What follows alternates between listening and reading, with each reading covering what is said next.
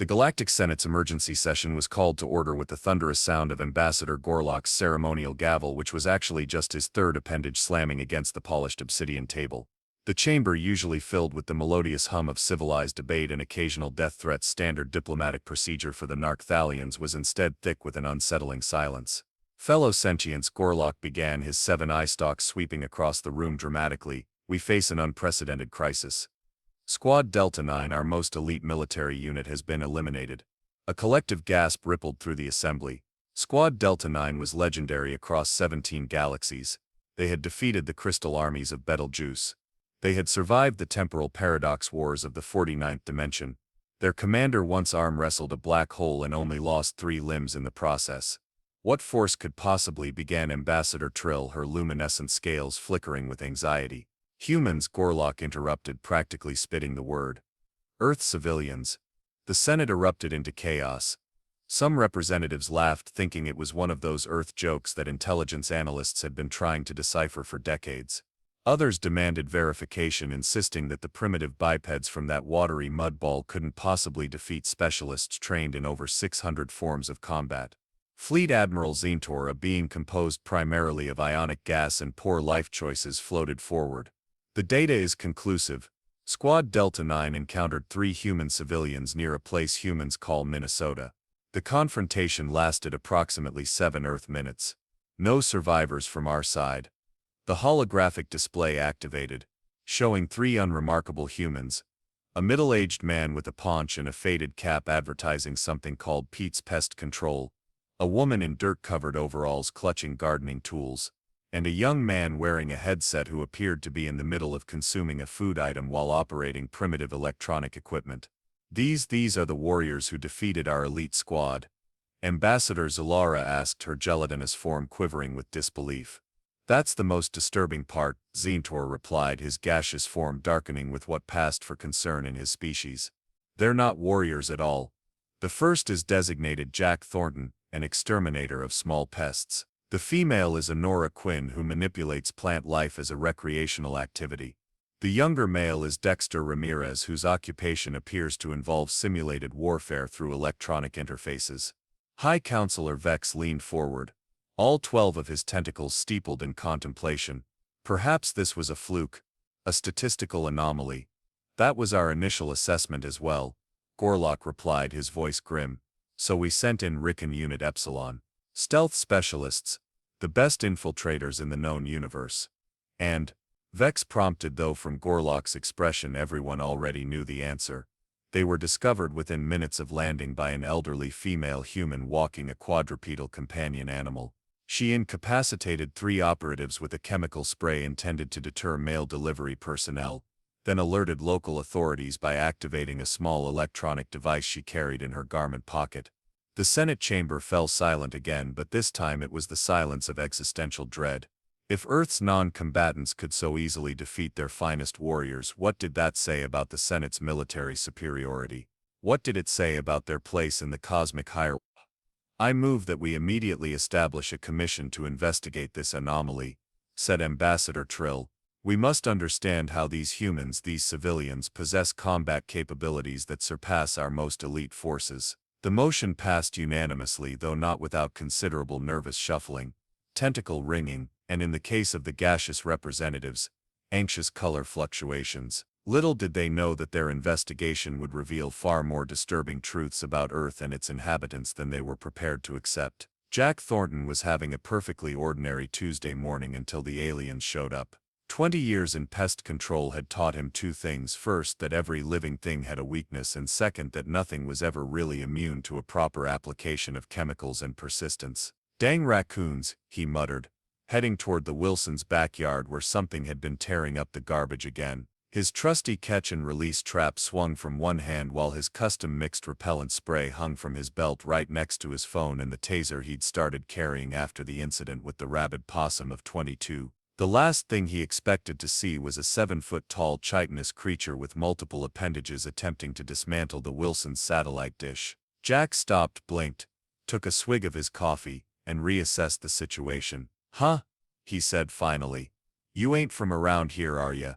The creature whirled around, its mandibles clicking in what Jack assumed was surprise. A mechanical voice emanated from a device on what might have been its chest. "Primitive human, you will be neutralized." Jack had been called worse things by the Henderson kids. "Look, buddy, I don't know what kind of costume party you're headed to, but this is private property." The alien, because what else could it be, raised what was unmistakably a weapon. Jack, operating on pure instinct developed from years of dealing with cornered wildlife, did what came naturally. He sprayed the creature directly in what he hoped were its sensory organs with his custom blend of peppermint oil, capsaicin and vinegar. The effect was immediate and spectacular. The alien emitted a high-pitched shriek that probably shattered windows 3 blocks away, dropped its weapon, and began frantically wiping at its face-adjacent region. "Works on everything." Jack nodded, satisfied, before swinging his trap with practiced precision at the disoriented alien's head. Across town, Nora Quinn was tending to her prized tomato plants when she noticed an unusual shimmer in the air near her garden shed. 30 years of battling everything from Japanese beetles to aggressive neighborhood cats had honed her senses to anything that might threaten her beloved garden. "If that's Mrs. Peterson's tabby again, I swear to God," she muttered, reaching for her garden shears. The shimmer materialized into a translucent gelatinous form that was definitely not a cat. It oozed toward her prized heirloom tomatoes with an appendage extended. Nora didn't hesitate. She'd spent 6 months perfecting those tomatoes, fighting off fungus, aphids, and an unseasonably wet spring. No alien goo was going to ruin her chances at the county fair blue ribbon. "Get away from my big boys," she shouted, brandishing her garden shears like a Viking warrior. When the creature continued its advance, she grabbed her industrial-strength garden hose, twisted the nozzle to the jet setting, and let loose. The alien, whose species had evolved on a planet where water was so scarce it was considered a precious metal, reacted as if it had been hit with acid. It contracted, expanded, and then made a sound like a deflating balloon before collapsing into a puddle of quivering protoplasm. Nora sniffed, turned off the hose, and went back to her tomatoes. "Wait till I tell the garden club about this," she said, carefully inspecting a leaf for damage. Dexter Ramirez was in the middle of his 3rd straight hour of Galactic Warfare 5 Xenocide Edition when his internet connection started lagging. For a professional gamer with a live stream audience of thousands, this was an emergency on par with a house fire. "Sorry guys," he told his viewers, pushing back from his elaborate gaming setup. "Gotta check the router, keep those donations coming. Remember, if we hit 10,000 today, I'll do the hot sauce challenge." He trudged downstairs, energy drink in hand, his mind already working through the systematic troubleshooting he'd perfected over years of network issues. The problem, he discovered, wasn't with his equipment but with the 3 insectoid creatures gathered around his home's main power box. Dexter froze. Then, with the calm of someone who had virtually died 10,000 times in increasingly creative ways, he assessed the situation. The aliens were clearly trying to disable his house's power. They were armed with strange glowing devices, and they hadn't noticed him yet. "Flank and spank," he whispered to himself, falling back on the strategy that had won him the Western Hemisphere Galactic Warfare Championship last year. Moving with the stealth he'd perfected by sneaking to the kitchen for midnight snacks without waking his mom, Dexter circled around to the garage. He grabbed the first weapon he could find, his father's nail gun, and a can of spray paint. Years of first-person shooters had taught him that you always needed a backup plan. The aliens never knew what hit them. Dexter executed a perfect ambush, firing the nail gun with uncanny accuracy at the joints in their exoskeletons, the same weak points he'd learned to target in the hive mind expansion pack. When one swung around with unexpected speed, he deployed the spray paint directly into what looked like breathing apparatus. As the last alien fell, Dexter couldn't help but shake his head. "Camping the power spawn," he muttered disapprovingly. "Total noob move." He pulled out his phone to check if his stream was still working. "Guys," he said, pointing the camera at the incapacitated aliens. "I think I just found the coolest marketing stunt ever. Is the new Xenocide's DLC out already?" His viewers went wild, convinced they were watching an elaborate promotional event. Dexter, riding the wave of sudden viral fame, never noticed the small drone recording everything from above, transmitting the entire incident to a very concerned Galactic Senate observation team in orbit. The Galactic Senate Investigation Committee convened in what they believed was a secure cloaked observation vessel hovering 17 kilometers above Earth's surface. In reality, It was being tracked by 3 separate Earth nations' defense systems, a particularly dedicated amateur astronomy club in Portugal, and a 10-year-old girl in Wisconsin, who had repurposed her parents' satellite dish to search for space friends. Ambassador Krillnax, the 6-armed representative from the Cephalon Consortium, adjusted his atmospheric filtration unit and glared at the holographic displays. This data must be flawed. There is simply no logical explanation for how these untrained mammals are continuously defeating our operatives. The data is not flawed, replied Ambassador Zulora, her crystalline form refracting light in patterns that indicated extreme annoyance. We have recorded 47 distinct encounters between our forces and Earth civilians. Our success rate is, she paused, clearly uncomfortable, 8%. And those 8% were against what again? Asked General Vex's Corps, the committee's military advisor. A sleeping human infant, and an elderly human, who was temporarily incapacitated by his own breathing apparatus, Zulora admitted reluctantly. Krillnax's eye stalks drooped in despair. So we're essentially 0 for 47 against their non-military personnel. The committee sat in uncomfortable silence, broken only by the occasional beep from the ship's systems and the stress shedding of Chief Scientist Morga's luminescent scales. Perhaps, Morga ventured, sweeping her molted scales into a disposal unit, we need to re-evaluate our fundamental understanding of human biology and culture. Zulora's crystalline form vibrated with skepticism. What do you mean? Well, Morga called up a series of images on the main display. We've been operating under the assumption that humans, like most sentient species, have specialized castes or classes for warfare, but our observations suggest something quite different. The display showed footage of Jack Thornton taking down 2 more infiltrators with a combination of wasp spray and a pool net. Another clip featured Nora Quinn driving off an alien scout with nothing more than a rake and a fertilizer spreader. This female, Morga pointed to Nora, appears to be engaging in ritualistic combat with her own ecosystem on a daily basis. She systematically destroys invasive organisms, redirects water flow, and even manipulates the genetic development of local flora. You're saying gardening is combat training? Krillnax asked incredulously. From a certain perspective, yes, Morga replied. And consider this male. The display switched to footage of Dexter Ramirez now coordinating a group of his gaming friends to capture a confused alien scout that had wandered into the local mall. His reaction time exceeds our most enhanced warriors, Morga continued. His strategic thinking is instantaneous. He coordinates complex group maneuvers with minimal communication, and he does this for entertainment. General Vex Corps leaned forward, his battle-scarred carapace creaking.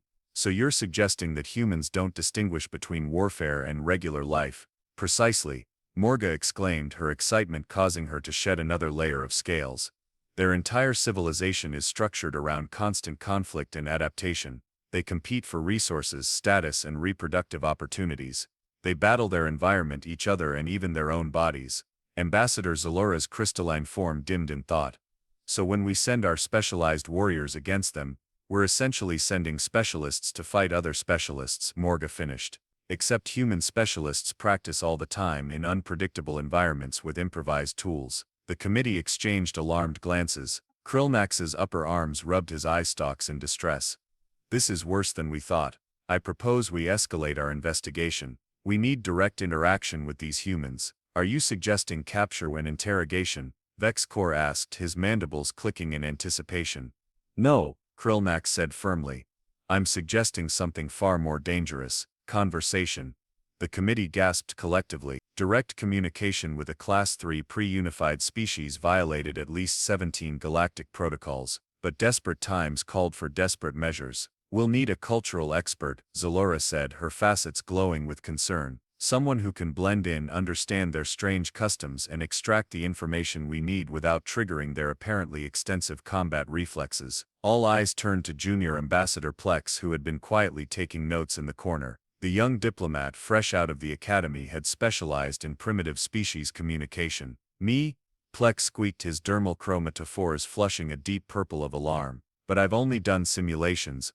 I've never actually interacted with a real live human. Precisely why you're perfect for this mission, Krillnax declared. You have no preconceptions, you'll observe them as they truly are. Plex's chromatophores cycled rapidly through the spectrum of distress. But how will I blend in? I'm a 7-foot-tall cephalopod with chromatophores and a hydrostatic skeleton. The research division has been working on a new holographic disguise system, General Vexcor said, pulling up a schematic. It projects a convincing human appearance while masking your true form. You'll look, sound, and even smell like a human. And if it fails? Plex asked nervously. Morga shrugged, shedding another small cloud of scales. Then you'll be the 48th unsuccessful encounter. But think of the data we'll collect. Plex somehow managed to look both resigned and terrified at the same time, his skin settling on a mottled pattern of anxiety. When do I leave?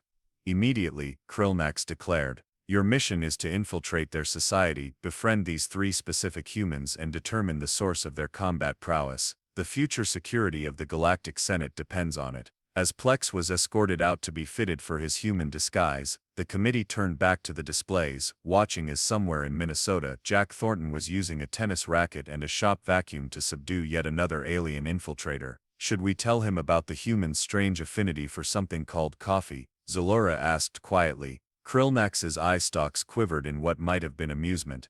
No, let him discover that particular human combat stimulant on his own. It will make the field reports more entertaining. Meanwhile, the 10-year-old girl in Wisconsin had just figured out how to decode the committee's supposedly secure transmission signal. She was excitedly telling her parents that her space friends were coming to visit while her father nodded absently, convinced it was just another imaginary game. If only he knew. Junior Ambassador Plex was not having a good day. His human disguise itched in places he didn't know could itch. The local atmospheric composition, while technically breathable, contained alarming levels of pollutants, pollen, and something called Minnesota nice that his sensors couldn't quite quantify. Worst of all, he had just discovered the human beverage coffee firsthand, and the results were concerning.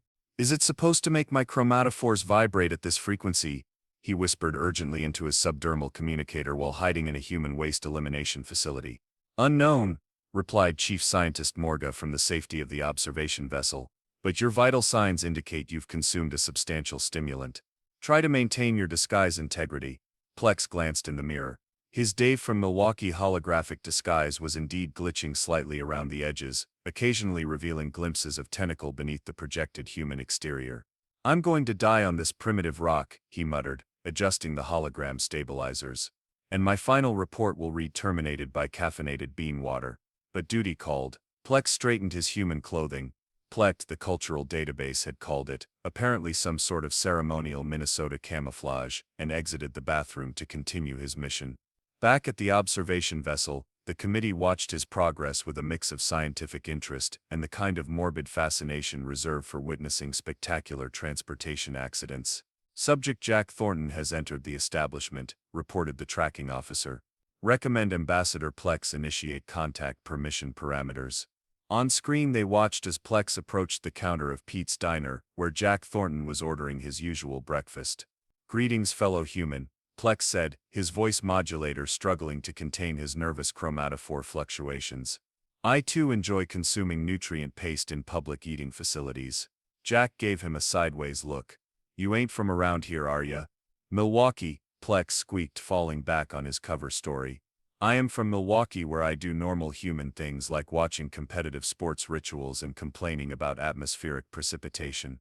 Jack's eyes narrowed slightly, but 30 years of customer service had taught him to tolerate all kinds of eccentrics. Right. Well, nice meetin' ya. I wish to discuss your methods of pest elimination. Plex blurted out, acutely aware of the committee's collective cringe at his lack of subtlety. Surprisingly, this directness worked. Jack's face lit up. Nobody ever wanted to talk about pest control with him. Well, now that's a subject I could go on about all day.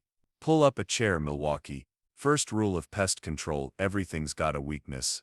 Back on the observation vessel, the committee watched in amazement as Jack Thornton launched into an enthusiastic dissertation on pest control philosophy, tactics, and chemical warfare that would have earned top marks at the Galactic Military Academy. Are you recording this? Ambassador Krillnax demanded. Every word, confirmed Morga, her scales shedding in excitement. His methodology it's essentially identical to our most advanced xenobiological combat protocols.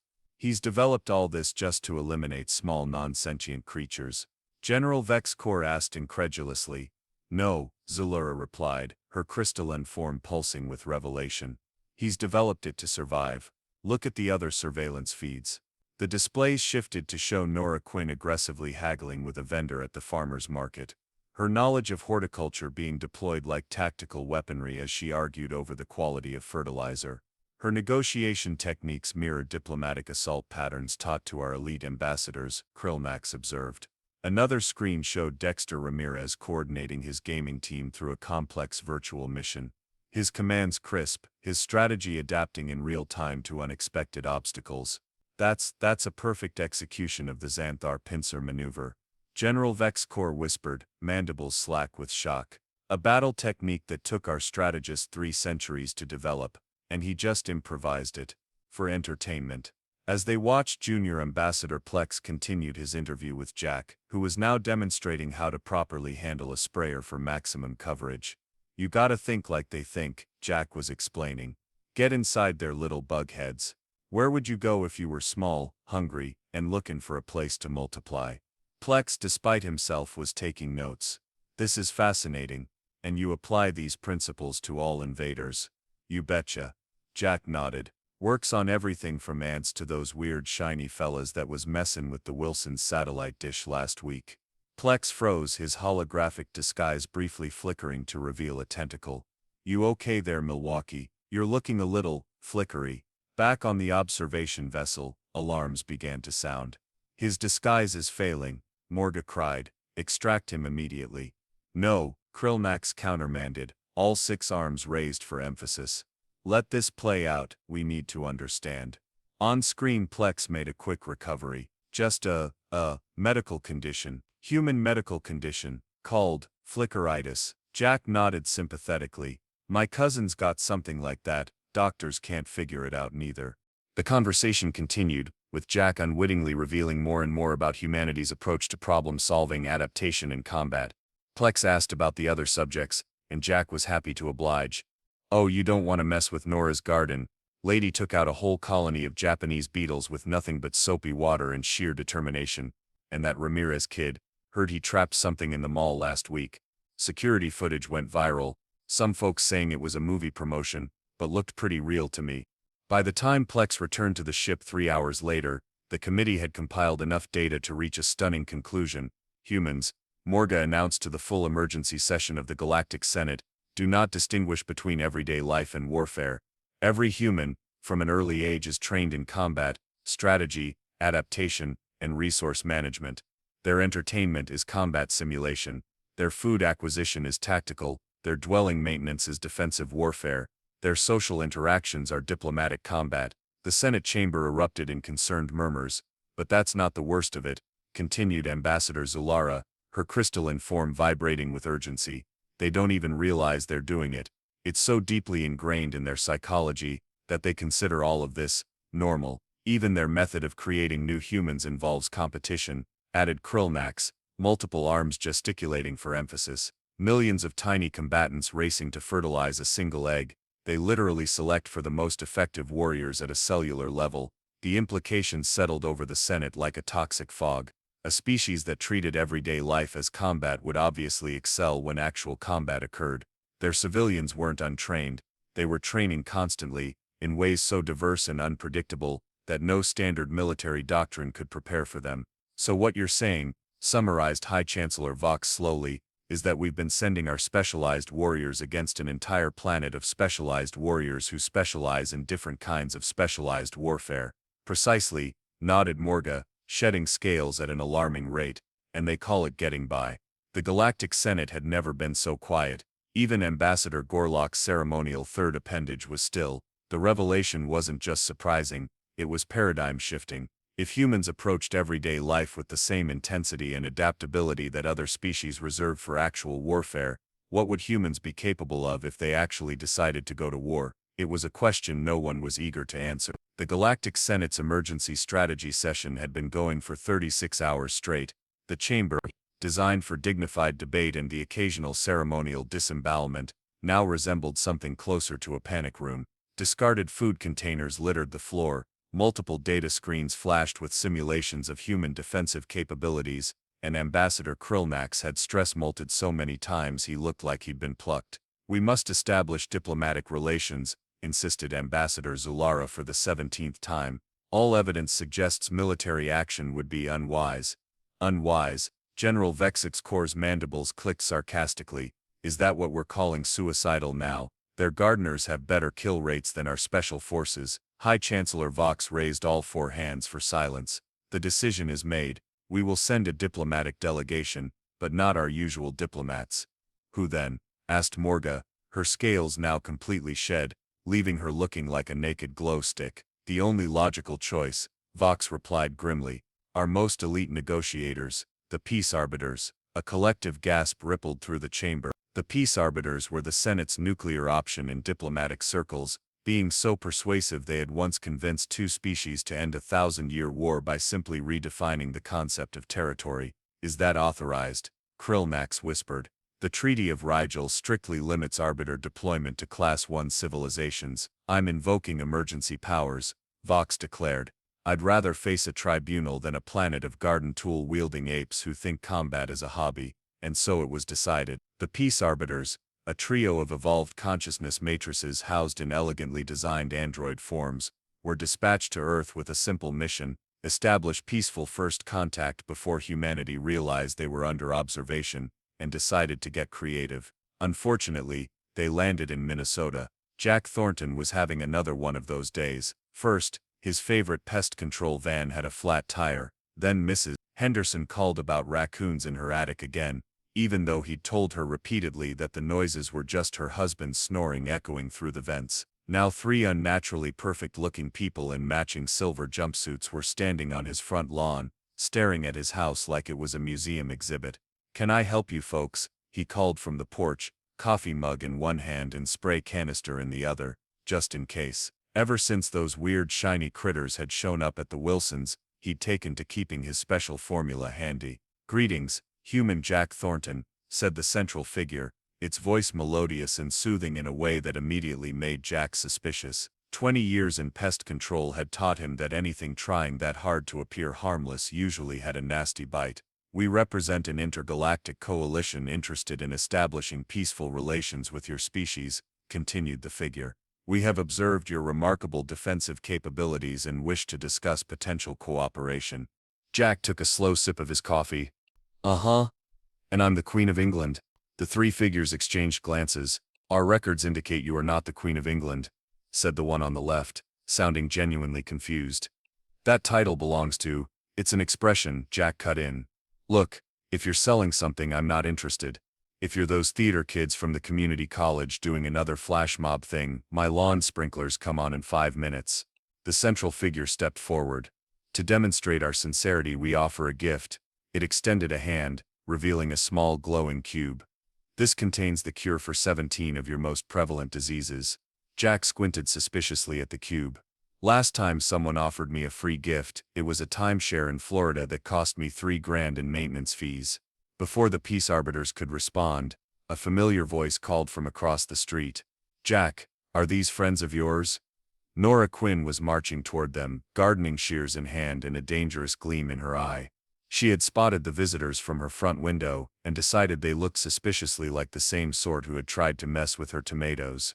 "Never seen 'em before," Jack replied, gesturing with his spray canister. "They're offering free disease cures. Sounds like a scam to me." Nora positioned herself beside Jack, shears casually open and closed. "My grandson warned me about identity thieves using new tactics. Silver jumpsuits, huh? That's a new one." The peace arbiters, designed to handle the most delicate diplomatic situations in the galaxy, found themselves at a momentary loss. Their programming hadn't accounted for being mistaken for scam artists. "We assure you we mean no harm," tried the third arbiter. "We represent the Galactic Senate, a peaceful coalition of—" "Galactic Senate," interrupted a new voice. Dexter Ramirez rolled up on his electric skateboard, energy drink in one hand and phone in the other. "Like from Galactic Warfare 5. Are you guys doing promo for the new expansion pack?" The arbiters exchanged another glance, this one distinctly panicked. Their mission was unraveling faster than expected. "Perhaps a demonstration of our technological capabilities would help establish our credentials," suggested the central arbiter, raising a hand that began to glow with exotic energy. Jack, operating on the principle that glowing things were rarely good news, reacted instinctively. He sprayed his special formula directly at the arbiter's face. What happened next would later be described in the official Senate report as a catastrophic interface malfunction. In layman's terms, Jack's unique blend of chemicals, specifically the peppermint oil component, interfered with the android's sensory calibration systems, causing all three arbiters to temporarily lose control of their holographic overlays.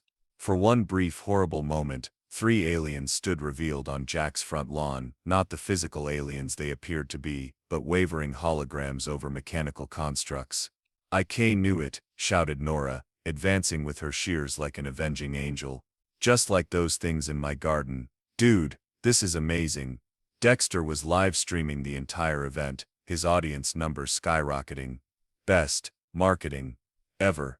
The arbiters, facing a complete mission failure, activated their emergency protocols. A blinding flash of light erupted from all three simultaneously, temporarily disorienting the humans. When their vision cleared, the visitors were gone, leaving only three circular burn marks on Jack's lawn. "Ah, hell," Jack groaned. "That's gonna take forever to grow back." "Did you get that on video?" Nora demanded, turning to Dexter. "Every single second." Dexter grinned, watching his viewer count hit new records. "Though no one's gonna believe it's real." Jack shook his head, looking at the burn marks on his previously immaculate Kentucky bluegrass. "Guess I better call Pete. If anyone knows how to deal with alien lawn damage, it's that old coot." As the three humans dispersed, Jack to call his mentor Nora to retrieve soil samples, and Dexter to edit his viral video, none of them realized they had just derailed the most sophisticated diplomatic mission in galactic history through nothing more than everyday suspicion and quick reflexes. In orbit, the observation vessel's bridge was dead silent as the feed from the peace arbiters cut to static. "Did they just?" began Krillnax, unable to complete the thought. "Yes," confirmed Morga, staring at the screen in disbelief. "They neutralized our most advanced diplomatic units with garden shears and pest spray." High Chancellor Vox slumped in his ceremonial chair. "May the cosmic consciousness help us all." And somewhere in the Senate archives, a new entry was being automatically added to the threat assessment database. "Humans, even their peace talks are combat." The emergency session of the Galactic Senate had been declared so classified that even the knowledge of its existence was classified. Guards stood outside the chamber doors, themselves guarded by other guards, who were monitored by autonomous security systems, which were overseen by yet more guards. This was, as Ambassador Gorlock had put it, the most pants-wettingly terrified the Senate has been since the Void Leviathan incident of the 43rd epoch. High Chancellor Vox looked like he had aged several centuries in the past week. All four of his hands trembled slightly as he called the session to order. "Esteemed representatives," he began, his voice a hoarse whisper, "we face an unprecedented situation. The peace arbiters have failed." The chamber, already silent, somehow became even quieter. "Not only failed," continued Vox, "but were neutralized by three humans using," he checked his notes with obvious disbelief, "pest repellent, gardening tools, and social media." General Vexcor's mandibles clicked in what might have been a nervous laugh. "Chancellor, perhaps we should consider the obvious solution." "Which is?" Vox asked wearily. "Quarantine. Designate Earth as a Class X prohibited zone. Place warning beacons throughout their solar system. Forbid all contact." Ambassador Zulura's crystalline form pulsed with indignation. "And when they develop interstellar travel, which, given their rate of technological advancement and problem-solving abilities, could be within the next century." "The ambassador raises a valid point," said Krillnax, who had given up on his appearance entirely and now resembled a plucked turkey with anxiety issues. "We can't just hope they stay on their planet forever." Chief Scientist Morga, wearing what appeared to be a hat made of her own shed scales fashioned into a protective helmet, pulled up a new series of data projections. "I believe I have developed a solution," she announced. "After analyzing all our encounters with humans, I've identified a consistent pattern. Humans respond positively to direct acknowledgement of their capabilities." "You mean, flattery?" Vox asked skeptically. "Not flattery," Morga corrected. "Recognition. They value competence and respect those who acknowledge it. I propose we approach them not as superior beings bringing enlightenment, nor as fearful entities seeking to contain them, but as," she paused dramatically, "security consultants." The Senate erupted into confused murmurs. "Explain," demanded Vox. "We designate Earth as an extremely hazardous zone, yes, but we also extend an invitation for them to join the Senate as special advisors on security matters." We acknowledge their natural tactical abilities and offer to exchange knowledge. They teach us their adaptability. We provide technological advancement. A thoughtful silence fell over the chamber as the representatives considered the proposal. It's either that, Morga added dryly, or wait until they develop faster-than-light travel and start exploring the galaxy with their pest sprays and garden shears. Imagine what they'll do when they get their hands on antimatter. The vote was unanimous. 3 months later, Jack Thornton found himself in the strangest meeting of his life. He sat at one end of an enormous table aboard what he had been told was the Galactic Senate's flagship. Beside him were Nora Quinn, looking distinctly unimpressed by alien technology, and Dexter Ramirez, who couldn't stop comparing everything to video games. "So let me get this straight," Jack said, addressing the assembled alien representatives. "You want to hire us as consultants?" "Indeed," confirmed Ambassador Krillnax, now sporting a new exoskeleton that he nervously adjusted every few minutes. "Your species has demonstrated unique problem-solving capabilities that the Senate finds valuable." "You mean because we kicked your butts without even trying?" Nora asked bluntly, her gardening shears, which she had insisted on bringing, resting casually on the table before her. Several representatives flinched visibly. "We prefer the term demonstrated superior adaptive tactical response," Morga offered diplomatically, her scale hat now expanded into a full-scale suit. Dexter, who had been unusually quiet, finally spoke up. "This is about more than just us though, isn't it? You're scared of what humans might do if we make it to the stars on our own." The aliens exchanged glances. Humans, it seemed, were also uncomfortably perceptive. "There is concern," admitted High Chancellor Vox carefully. "Your species approaches problem-solving with an intensity and creativity that is unprecedented." "You make it sound like we're all super soldiers or something," Jack laughed. "I'm just a pest control guy." "Precisely," exclaimed Morga, her excitement causing several scales to detach from her suit. "That's what makes humans so remarkable. You're just a pest control guy, has neutralized more of our infiltration units than the combined military forces of the Zentari Collective managed in the 7th Galactic Conflict." Jack blinked. "Those shiny critters were your military." Another uncomfortable silence fell over the alien delegation. "Special reconnaissance units," General Vex Corps clarified stiffly. "Huh." Jack took a sip from the coffee the aliens had provided, after much research and 17 safety protocols. "Well, if you're serious about this consultant thing, I've got some thoughts about your approach to infiltration. For starters, silver jumpsuits." "Really, I could help with your agricultural systems," Nora offered, warming to the idea. "From what I've seen of your hydroponics, you're doing it all wrong. No wonder your food tastes like plastic. And your security systems need a complete overhaul," added Dexter. "I hacked into your ship's mainframe while we were waiting. Your encryption is like pre-Windows 95 level." The alien representatives looked horrified, impressed, and resigned all at once, an impressive feat given their vastly different physiologies. "So," said Jack, leaning forward with the confident smile of a man about to quote a price for a particularly challenging pest removal job, "let's talk compensation." 6 months later, the Galactic Senate had a new wing dedicated to human security consultation. Earth had been officially classified as extremely hazardous approach only with authorization, a designation previously reserved for black holes and quantum anomalies. Jack Thornton had revolutionized the Senate's approach to infiltration tactics using principles derived from tracking rodent movement patterns in residential structures.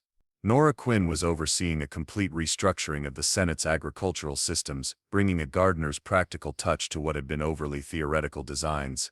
And Dexter Ramirez had assembled a team of gamers who regularly destroyed the Senate's best tactical simulators and training exercises, much to General Vex Corps' ongoing dismay. In a quiet corner of the Senate's diplomatic lounge, Ambassador Zolara and Krillnax watched as a group of human consultants enthusiastically explained to a cluster of alarmed aliens why coffee was essential to proper cognitive function. "Do you think we made the right decision?" Zolara asked, her crystalline form reflecting the ambient light and patterns of uncertainty. Krillnax's eye stalk swiveled toward the view screen showing the vastness of space beyond the station. "Consider the alternative. Would you rather have them out there figuring things out on their own, with no understanding of galactic protocols or species rights?" They both shuddered at the thought. "Besides," Krillnax added, watching as Jack demonstrated proper spray canister technique to a group of military officers, "I'm beginning to think we got the better end of this arrangement. Have you seen what they did to the cafeteria food? Progress comes at a price, Zolara agreed philosophically. Across the room, Dexter was explaining the concept of spawn camping to an increasingly distressed tactical officer, while Nora berated a botanical specialist about proper soil pH balance with the intensity of a drill sergeant. The most feared species in the galaxy had found their niche, and the galaxy would never be the same again. Not worse necessarily, just considerably louder, more efficient, and with significantly better pest control. As Jack liked to say, with a wink to his alien colleagues, everything's got a weakness, even the galaxy. And somewhere in the vast database of the Galactic Senate, a new entry was added to the official species assessment for humans: approach with caution and respect. Preferably bearing coffee, and for the love of all cosmic forces, stay away from their gardens.